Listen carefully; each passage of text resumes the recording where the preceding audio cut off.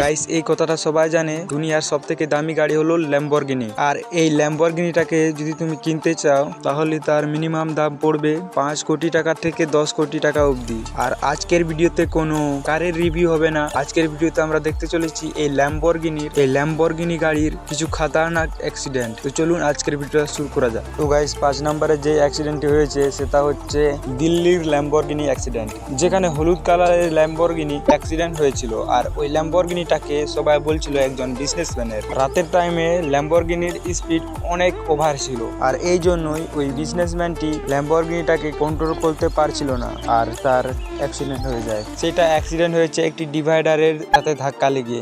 আর ভাই ল্যাম্বরগিনির অবস্থাটা খুবই ভাই ফুল ড্যামেজ হয়ে গেছে ল্যাম্বরগিনিটা। আর এই ল্যাম্বরগিনির নাম্বার প্লেটটাও তখনই ভেঙে গেছিল, আর এই গাড়ির যে ওনার ছিল তখনই পালিয়ে গেছে ভয়ে। আর এই গাড়িটির অন রোড প্রাইস হচ্ছে 3,60,00,000 টাকা। তার মানে মনে হচ্ছে এই গাড়িটি ল্যাম্বরগিনি ক্রারো ছিল, কারণ ভাই ল্যাম্বরগিনি ক্রারো সেম দাম রয়েছে। নাম্বার 4-এ যে অ্যাক্সিডেন্টটি হয়েছে সেটা হলো মুম্বাইয়ের একজন পলিটিশিয়ানের ছেলের হাত দিয়ে এই ল্যাম্বরগিনিটি অ্যাক্সিডেন্ট হয়েছে। আর এই গাড়ির নাম হলো ল্যাম্বরগিনি হুরাক্যান। এই গাড়িটি রাতের সময় বৃষ্টি হচ্ছিল, আর এই গাড়িটিও যাচ্ছিল পোলের উপর দিয়ে এবং আউট অফ কন্ট্রোল হয়ে স্লিপ হয়ে কিভাবে জানি না ওই ছেলেটি কন্ট্রোল হারিয়ে ফেলে গাড়িটির, আর গাড়িটি পোলের বর্ডারে ধাক্কা মেরে গাড়িটিকে ক্র্যাশ করে। আর এই গাড়িটিকে আপনি স্ক্রিনে দেখতেই পাচ্ছেন। আর এই গাড়ির অন রোড প্রাইস হচ্ছে 4,50,00,000 টাকা।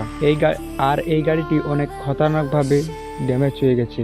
তো গাইস নাম্বার 3-এ যে অ্যাক্সিডেন্টটি হয়েছে সেই অ্যাক্সিডেন্টটা কিছু মাস আগেই হয়েছিল, মানে ভাই 2 থেকে 3 মাস আগের ঘটনা। আর এই ঘটনাটাও মুম্বাই শহরেরই, যেখানে একটি ল্যাম্বরগিনির কিছু টেকনিক্যাল ইস্যুর কারণে ল্যাম্বরগিনিতে আগুন জ্বলে যায়, কিন্তু এই আগুনটিকে খুব তাড়াতাড়ি বোঝানো যাচ্ছিল না, যার কারণে ল্যাম্বরগিনিটা খুব ভালোভাবেই জ্বলে ড্যামেজ হয়ে গেছিল। আর এই গাড়িটির নাম হলো ল্যাম্বরগিনি হুরাক্যান। ল্যাম্বরগিনিটি অনেক ভালোভাবে পুড়ে গেছিল। ভাগ্য ভালো ছিল লোকটার যে সে গাড়ির ভেতরে ছিল না, যার কারণে সে বেঁচে গেছিল, না হলে তো ভাই tata bye bye good bye করে স্বর্গে পৌঁছে যেত। নাম্বার 2-এ যে অ্যাক্সিডেন্টটি হয়েছে ল্যাম্বরগিনির, সেটা একটি ম্যাডাম করেছিলেন।